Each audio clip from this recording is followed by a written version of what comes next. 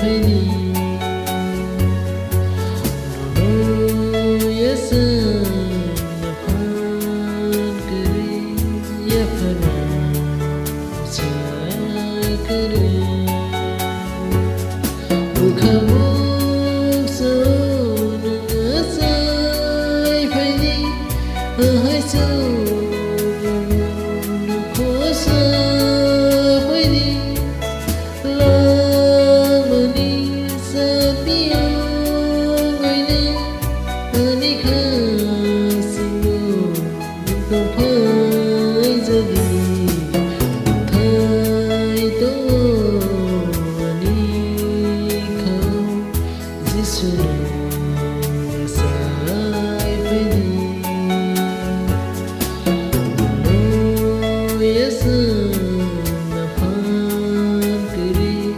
Ya pernah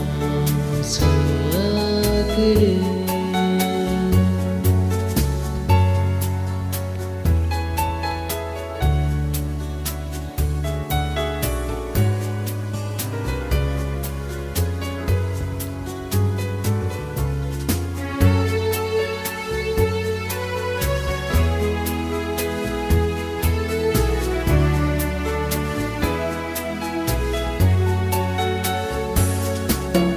rasa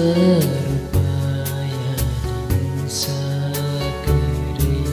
satu rai thong tona bukri phải giao lên ni thân no khulong na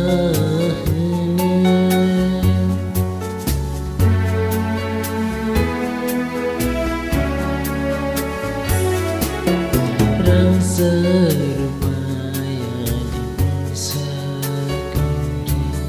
satu ritong tona bukri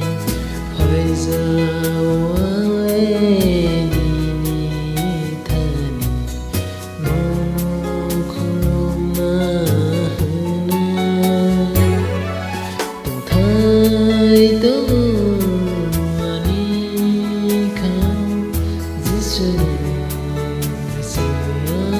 phải đi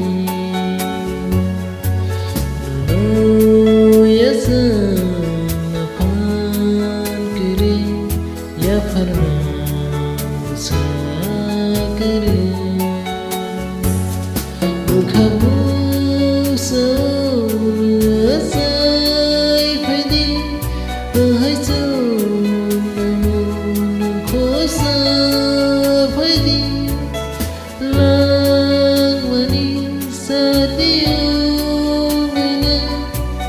Nikah singgung untuk jadi